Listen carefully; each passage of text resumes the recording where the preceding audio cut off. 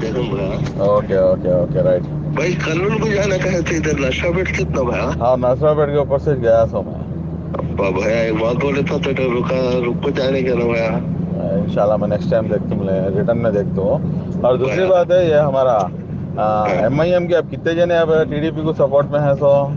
MIM के नंजाल के एक नकरकल नागूर मालूम ना भैया? नकरिकल नागूर है एक मैं एक तो मैं और नरसरावपेट है नशा-पेट है वो नागूर सत्तनपल्ली सत्तनपल्ली है। और नंजाल में एक है और कर्नूल में 2 है। हाँ कर्नूल में 2 और श्रीकाళहस्ती में एक है, हाँ मदरपल्ली एक है और अभी गामा है भैया, 3-4 गामा है। ఇప్పుడు మీరందరూ MIM కి మద్దతా? సారీ టీడీపీకి టీడీపీకి మద్దతు MIM పార్టీ వాళ్ళు. అవునన్నా. అదేంటి మళ్ళీ అసద్ అన్న మళ్ళీ అలా అంటాడు పెద్దన్న? అసదన్న నన్ను జైలుకి తీసుకెళ్ళినప్పుడు కూడా మాట్లాడలేదే. అదే వైఎస్ఆర్సీపీ నమ్ముకున్నప్పుడు నన్ను జైలుకు ఒక వికలాంగుని చూడకుండా కూడా జైలుకు పంపించారు. సీనియర్ పార్టీ నాయకుడిని నేను కూడా 30 సంవత్సరాల నుంచి ఎంఐఎంని నమ్ముకున్నాను. నా భార్య పిల్లలు కూడా అక్కడికి వెళ్ళారు. వెళ్ళినప్పుడు ఎందుకు మాట్లాడాల? ఎందుకు అలా చేస్తున్నారు ఈయన అర్థం కాదు. మరి టయానికి కరెక్ట్ టయానికి లటకమని చెప్పేసి ఎప్పుడు ఏ రోజు కూడా ఇక్కడికి వచ్చి మాట్లాడింది లేదు కదా. ఇప్పుడు నేనున్నాను భయ్, నేను కూడా చాలా గౌరవిస్తా ఆయన్ని. చాలా గౌరవించడానికి ఒక రకంగా అభిమానిస్తాం కూడా.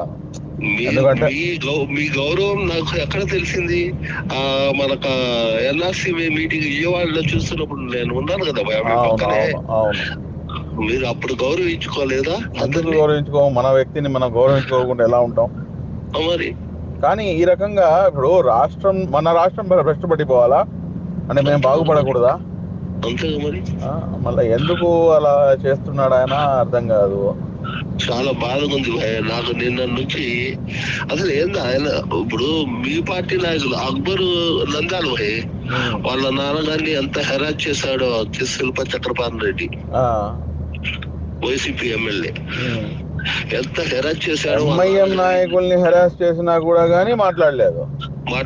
అవును, మిమ్మల్ని జైల్లో వేసినా కానీ మాట్లాడలేదుగా.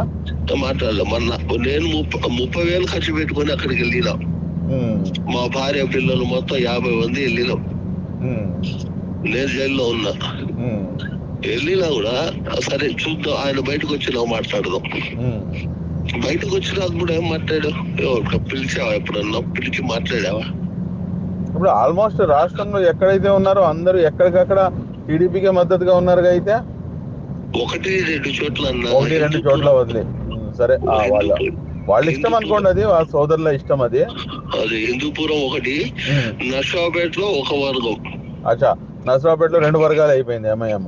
అవును, హిందూపురం నర్సాపేటలో ఒక వర్గం, ఆదోనిలో వాడు జునేదు మొత్తం 3 చోట్ల.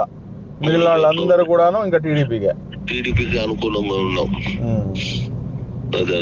సరే, మీరు నాకు పర్మిషన్ ఇస్తే దీనిపై మనం ఒక వాయిస్ రికార్డింగ్ మనం పెట్టచ్చా? నేను అలా తప్పకుండా మనం